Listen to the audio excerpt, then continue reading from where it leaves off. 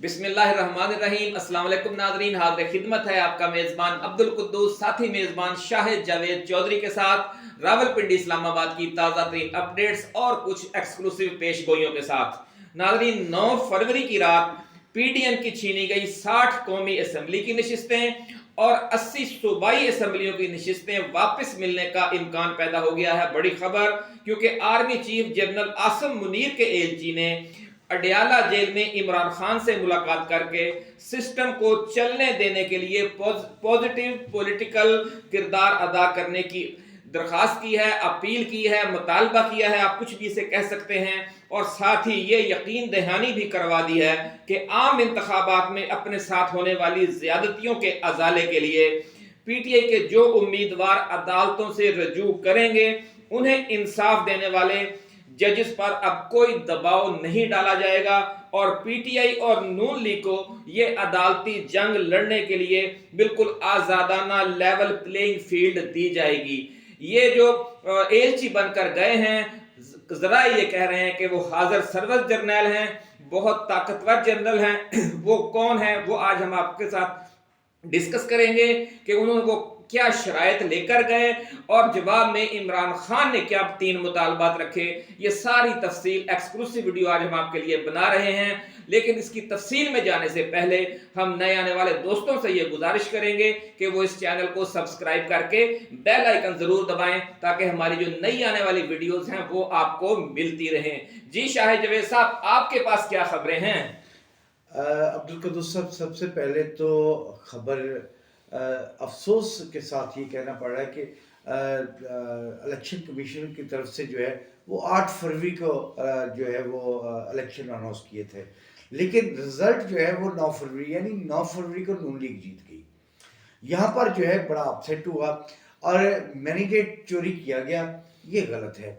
अगर मतलब मैंडेट चोरी करने के बाद जो है अब हुकूमतों की तश्कील का मरहला शुरू हो चुका है। और इस वक्त क्या समझते हैं, कौन खिलाड़ी हैं वजीर आजम बनने की रेस में ईवान सदर पे जाने के हवाले से? क्या आपके जराए कह रहे हैं?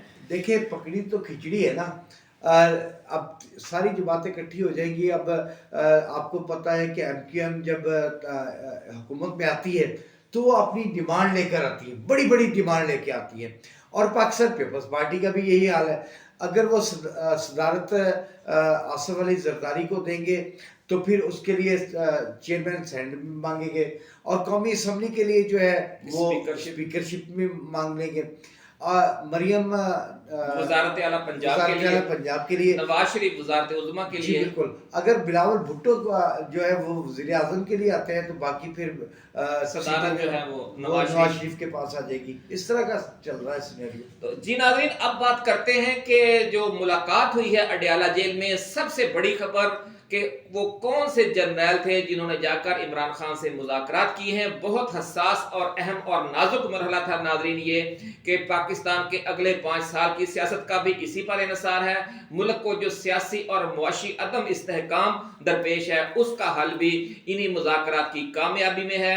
आप और हम सब इसके लिए दुआ गो हैं कि हम जो पिछली रंजिशें हैं वो भुलाकर एक नई शुरुआत करें। नाज़रीन, शुरू में ये कहा जा रहा था कि जो मौजूदा chairman joint chiefs of staff committee हैं जनरल साहिद शमशाद मिर्जा, और जो इस वक्त जो यूनिवर्सिटी है डिफेंस यूनिवर्सिटी, उसके जो प्रेसिडेंट हैं lieutenant general Asif Ghafoor, president national defence university, इन दोनों ने जाकर जेल में इमरान खान से मुलाकात की है और उनसे मुस्तकबिल में जो सियासी पाकिस्तान का अब ये अगली गवर्नमेंट 5 साल के लिए आ रही है, इस दौरान तामीरी किरदार, पॉजिटिव किरदार अदा करने की अपील की और साथ ही ये यकीन दहानियां करवाई कि इमरान खान के खिलाफ, बुशरा बीबी के खिलाफ और PTI कारकुनों के खिलाफ जो मुकदमात कायम हैं वो ख़त्म कर दिए जाएंगे और उन्हें जल्द अज जल्द अदालतों के ज़रिए रिहाई दिलवाई जाएगी। लेकिन आज ये ताज़ा तरीन खबर आई है कि जो जेल में जाकर मुलाकात करने वाली ताकतवर शख्सियत है वो जनरल साहिद शमशाद मिर्ज़ा और जनरल आसिफ गफूर नहीं हैं, बल्कि CGS लेफ्टिनेंट जनरल अवैस दस्तगीर हैं। नाज़रीन, CGS chief of general staff है जो आर्मी चीफ का नंबर 2 होता है। उनसे पहले जो लेफ्टिनेंट जनरल मोहम्मद सईद थे वो CGS थे। اس سے پہلے جو موجودہ chairman joint chiefs of staff committee ہیں جنرل ساحل شمشاد مرزا، وہ بھی اس پوزیشن پر کافی عرصہ رہے ہیں، اور اس سے پہلے لیفٹیننٹ جنرل بلال اکبر بھی اس عہدے پر رہ چکے ہیں، اس لیے یہ بہت اہم عہدہ مانا جاتا ہے۔ سی جی ایس ناظرین آرمی چیف کے بعد اثر و رسوخ میں دوسرے نمبر پر ہوتا ہے پوری فوج میں، جو آپریشنل اور انٹیلیجنس معاملات کی نگرانی کرتا ہے۔ ڈائریکٹوریٹ آف ملٹری آپریشنز اور ملٹری انٹیلیجنس براہ راست سی جی ایس کی کمان میں ہوتے ہیں، اس لیے ہم یہ کہہ سکتے ہیں کہ جو پیغام لے کر گئے ہیں آرمی چیف کے ایلچی کی حیثیت سے جنرل اویس دستگیر، وہ صرف آرمی چیف کے ایلچی نہیں تھے بلکہ پوری فوج کے، پوری اسٹیبلشمنٹ کے ایلچی بن کر وہاں گئے ہیں۔ ان کے بارے میں یہ کہا جاتا ہے میجر جنرل کی حیثیت سے general Owais Dastgir D G M I بھی رہے ہیں، بہت اہم عہدہ ہے آپ سمجھتے ہیں، اور 58ویں ملٹری آرمرڈ کور کی بھی انہوں نے کمان کی ہے بطور میجر جنرل۔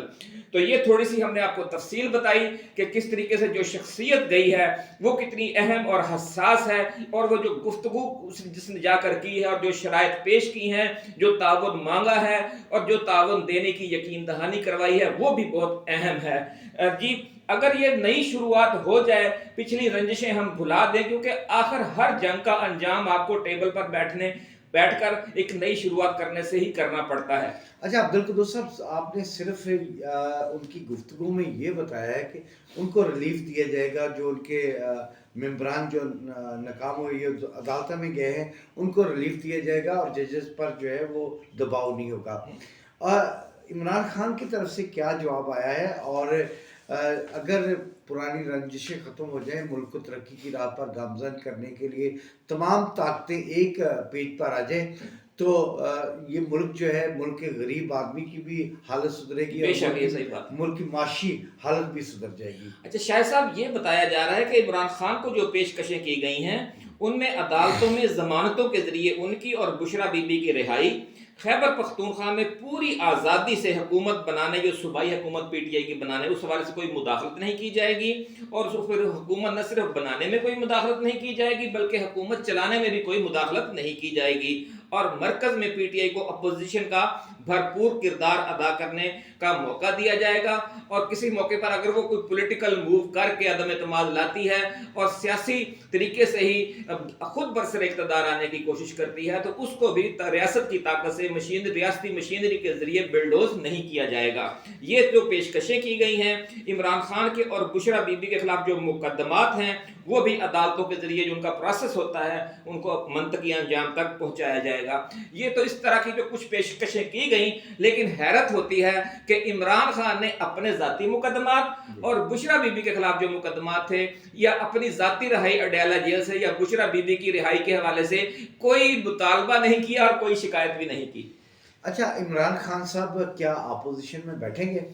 انہوں نے ایک بڑی زبردست بات کی ہے عمران خان نے، حیرت انگیز طور پر ناظرین، عمران خان نے نہ اپنے خلاف مقدمات کے خاتمے کی بات کی اور نہ ہی اپنی جیل سے فوری رہائی کی کوئی ڈیمانڈ کی۔ انہوں نے 3 مطالبہ شاہد صاحب پیش کیے ہیں۔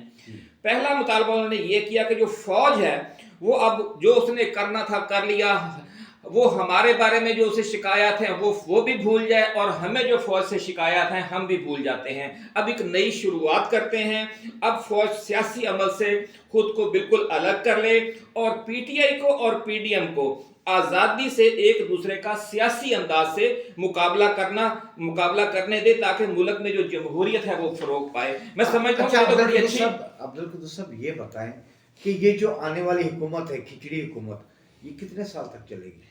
ہاں، یہ اس پر بھی بات کرتے ہیں ناظرین، لیکن پہلے میں چونکہ سلسلہ کلام جاری ہے، ایک شرط جو ہے عمران خان کی ہم بیان کر چکے ہیں، دوسری 2 شرطیں بھی ہم بیان کرنے کے بعد پھر ڈسکس کرتے ہیں کہ اب اگلا منظرنامہ کیا ہوگا۔ شاہد صاحب نے بڑی اہم بات کی ہے کہ اگر یہ کھچڑی حکومت بنے گی، کہیں کی اینٹ کہیں کا روڑا، بھانمتی نے کنبا جوڑا، تو یہ صورتحال اگر ہوگی تو وہ پھر کتنے سال یا کتنے ماہ چل سکے گی، اس پر بھی بات کرتے ہیں۔ لیکن اب پہلے دوسری شرط سن لیں عمران خان کی۔ انہوں نے شاہد صاحب یہ کہا ہے کہ پی ٹی آئی کو 8 فروری کو جو پی ٹی آئی کو عوام نے مینڈیٹ دیا ہے، اس کا احترام کیا جائے، بڑی اہم شرط ہے فارم 45 کے مطابق۔ ہاں، انہوں نے کہا کہ وہ تمام قومی و صوبائی حلقے جو فارم 45 کے مطابق پی ٹی آئی جیت چکی ہے، और जहां पर जो मुस्तरद किए गए वोट हैं उनकी तादाद पीटीआई के जो उम्मीदवार हारा है उसके उस पर जो बरतरी हासिल दी गई है मुखालफ को उससे ज्यादा है। ये दो चीजें उन्होंने कहा है कि आप उन पर इंसाफ करें तो हम आपके साथ मुकम्मल तावन करने के लिए तैयार हैं, ये दूसरी शर्त थी। और तीसरी शर्त ये थी कि पीटीआई की सियासी सरगर्मियों को रियासत की ताकत से जिस तरह दबाया और रोका जा रहा है, इंतकामी कार्रवाइयां की जा रही हैं, इसके मुंतखब आज़ाद अरकान असेंबली को एमएनएज और एमपीएस को जो 9 मुंतखब हैं जबरदस्ती दूसरी सियासी जमातों में शामिल करवाया जा रहा है। जिस तरह आपने देखा कि लाहौर से 121 हल्के से हुआ कल, और इस तरह के वाकयात और भी पेश आ रहे हैं। तो जो कारकुन तवील अरसे से जेलों में बंद हैं उन्हें भी रिहा किया जाए और ये सारा सिलसिला फौरी तौर पर रिवर्स किया जाए। ये जनाब 3 मुतालबात आए हैं जी। आप क्या समझते हैं कि क्या ये मुतालबात पेश करके उन्होंने एक जायज बात नहीं की, यानी वो खुद इन मुतालबात से, क्या आप ये नहीं समझते कि वो ऐसे मुतालबात रखना चाहते हैं कि जो मंजूर किए जा सकते हों, और इसका मतलब ये है कि वो खुद चाहते हैं कि एक नई शुरुआत की जाए? जी बिल्कुल, ये बड़े जायज मुतालबात हैं। हाँ जी। और अगर पीटीआई जो है वो अपोजिशन में बैठ जाती है और पुरअमन तरीके से इस हुकूमत को भी चलने दे तो मुल्क जो है माशी तौर पर बहुत बेहतर हो सकता है। तो और जो है, लेकिन सवाल वही है कि क्या ये आने वाले सियासतदान, आने वाला वज़ीर आज़म का कैबिनेट जो है वो डिलीवर कर सकेगी? नाज़रीन, अगर तो क्या कहते हैं, there is a will there is a way. अगर आपकी कोई करने की नीयत हो, कोशिश हो, अज़्म हो और इरादा हो तो फिर रास्ता निकल आता है। एक और बात नाज़रीन इन मुज़ाकरात के हवाले से ये बताई जा रही है कि आर्मी चीफ के एलची की हैसियत से मुलाकात करने वाले जनरल अवैस दस्तगीर ने कहा कि पीटीआई फॉर्म 45 और मुस्तरद वोटों के हवाले से अदालतों में जाने और इंसाफ लेने के लिए जो भी वो एक्टिविटी करेगी, अब एस्टेब्लिशमेंट की तरफ से उसमें कोई मुदाखलत नहीं की जाएगी। ये वो यकीन दहानी करवा के आए हैं। और साथ ही ये भी कहा है कि फिर पीटीआई भी कुछ जिम्मेदाराना तर्ज अमल इख्तियार करे और सिस्टम को आगे चलने दे। सिस्टम सबसे बड़ा इशू शायद साहब ये बना हुआ है कि सिस्टम रुक गया है। हम सियासी और मुआशी और जमहूरी दलदल में फंसे हुए हैं। इसके लिए निकलने का अब एक ही रास्ता है कि हम सब मिलजुल कर कोशिश करें। बिल्कुल ऐसा ही है, मिलजुल कर कोशिश करेंगे तो मुल्क जो है वो पटरी पर वापस चढ़ेगा। इस तरह अगर इख्तलाफात की सियासत होती रही, तनकीद बराए तनकीद होती रही, तो फिर हम लोग जो है बहुत पीछे चले जाएंगे।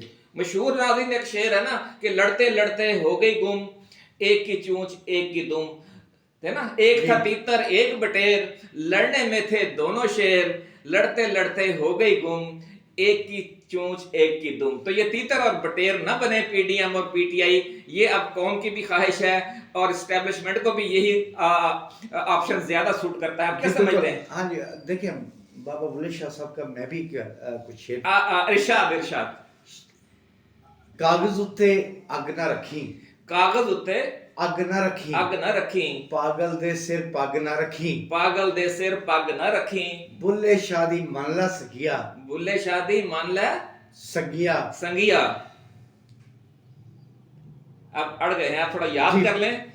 बुल्ले शादी मान ले संगिया, संगिया, ठग दे, हाँ ठग दे सिर दे पग न रखी, इस तरह है जी। घर दा राखा ठग ना रखी, मुझे याद आ गया। मुल्क दा राखा हाँ, मुल्क दा राखा ठग ना रखी, बहुत अच्छा शेर है नाज़रीन। अब आखिर में हम आपको थोड़ा सा वो एक मंजरनामा बयान करने की कोशिश करते हैं कि अगर ये अदालतों के जरिए 8 और 9 फरवरी की दरमियानी रात जो धांधली की बल्कि धांधला किया गया है वो अनडू किया जाता है, तो उसकी सूरत में क्या मंजरनामा होगा वो थोड़ा सा हम डिस्कस कर लें।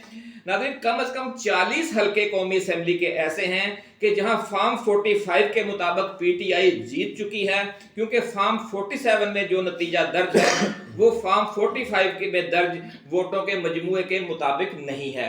और इमरान खान का ये मुतालबा है कि जो फॉर्म 45 है वो सिर्फ पीटीआई वालों के पास नहीं है, उस हल्के से जितने भी उम्मीदवार होते हैं सबके जो पोलिंग एजेंट होते हैं वो उनको दिया जाए। अदालत सबको बुला ले, बाकी न सिर्फ पीटीआई को बुलाए बल्कि जो आजाद उम्मीदवार हैं, जो दूसरी जमातें हैं, सबको मिलाए। जिनका फॉर्म 45 आपस में मैच कर जाए वो ओरिजिनल है। अगर मुस्लिम लीग नून के उम्मीदवार के पास कोई फॉर्म 45 है भी لیکن وہ جماعت اسلامی والے سے نہیں مل رہا, جو وہ کسی آزاد سے نہیں مل رہا, لیکن جو پی ٹی آئی والے کے پاس ہے وہ مل رہا ہے, تو پھر اس کا ان کا موقف جائز ہے. بالکل جائز ہے. تو پھر اچھا یہ دیکھیں نا, اب ہائی کورٹ نے بھی واپس متعلقہ ادارے کے پاس بھیج دیا ہے, یعنی الیکشن کمیشن کے پاس بھیج دیا ہے. اب جو ہے پھر ڈیلے ہو جائے گا. نہیں ڈیلے نہیں, اگر بات یہ ہے کہ جسے پیا چاہے وہی سہاگن, اگر اسٹیبلشمنٹ یہ فیصلہ کر لیتی ہے کہ اس نے غیر جانبدار ہو جانا ہے, تو پھر سگنل ہر طرف چلے جائیں گے, آپ سمجھتے ہیں, پھر تو الیکشن کمیشن بھی انصاف کرنے لگ جائے گا. کیا خیال ہے آپ کا؟ بالکل انصاف ہونا چاہیے, مینڈیٹ کو تسلیم کرنا چاہیے. اگر مینڈیٹ کو تسلیم نہیں کیا جاتا, جیسے بنگلہ دیش ہوا تھا, تو دوسرا کوئی ایسا واقعہ نہ ہو جائے, خدا نہ خواستہ. لیکن جس طرح عوام 8 فروری کو نکلی ہے, میں تو حیران تھا کہ کس ڈسپلن کے ساتھ عوام لائنوں میں لگی ہے, ووٹر لائنوں میں لگے ہیں اور ووٹ کاسٹ کیا ہے. یہ انتقام لیا ہے انہوں نے. نہیں, انتقام کے ساتھ شاہد جوید صاحب ایک اور بڑی اہم بات یہ ہے کہ جو ملک کا مین اسٹریم میڈیا ہے, جو اخبارات ہیں, جو چینلز ہیں, لوگوں نے اس کی طرف سے پھیلائے گئے تاثر کو رد کیا, ان کی پھیلائی ہوئی مایوسی کو رد کیا. اور آپ دیکھیں کہ جو ثابت یہ ہو گیا کہ جو صحیح ترجمانی ہے وہ سوشل میڈیا پر اور یوٹیوب چینلز پر اور فیس بک چینلز پر کی جا رہی ہے. یہ بھی ایک نئی ٹرینڈ سامنے نہیں آیا. بالکل ایسا ہی ہے. اچھا اب پی ٹی آئی کو یہ سمجھ جانا چاہیے کہ احتجاج, دھرنے اور تشدد کی سیاست جو ہے اس کو چھوڑ کے, اگر جیسے انہوں نے 8 فروری کو کیا پرامن طریقے سے, اور اس کے رزلٹ آپ کے سامنے ہوئے. بے شک بے شک, اگر یہ پرامن نہ رہتی تو ہو سکتا ہے یہ رزلٹ نہ آ سکتا, اگر لڑائی جھگڑے ہو جاتے. بالکل ایسا ہی ہونا تھا, بہت سارے پولنگ اسٹیشن بند ہو جاتے, لڑائیاں ہوتی. اسی کے ساتھ ناظرین ہم اب آپ سے اجازت چاہیں گے, لیکن شاہد جاوید صاحب سے وہ جو تھوڑی سی اڑ گئے تھے وہ پنجابی بابا بھلے شاہ کا کلام, اگر یہ جاتے جاتے ہمیں دوبارہ سنا دے تو مزہ اس ویڈیو کا دوبالا ہو جائے گا. اس کے ساتھ ہی اب ہمیں اجازت دیجیے. اللہ حافظ جی. کاغذ اتے اگ نہ رکھی, کاغذ اتے اگ نہ رکھی, اگ نہ رکھی, پاگل دے سر پگ نہ رکھی, پاگل دے سر پگ نہ رکھی, بھلے شادی مالا سنگیا, بھلے شادی مان لے سنگیا, ملک دا رکھا ٹھگ نہ رکھی. ملک دا رکھا ٹھگ نہ رکھی. اللہ حافظ. اللہ حافظ. اللہ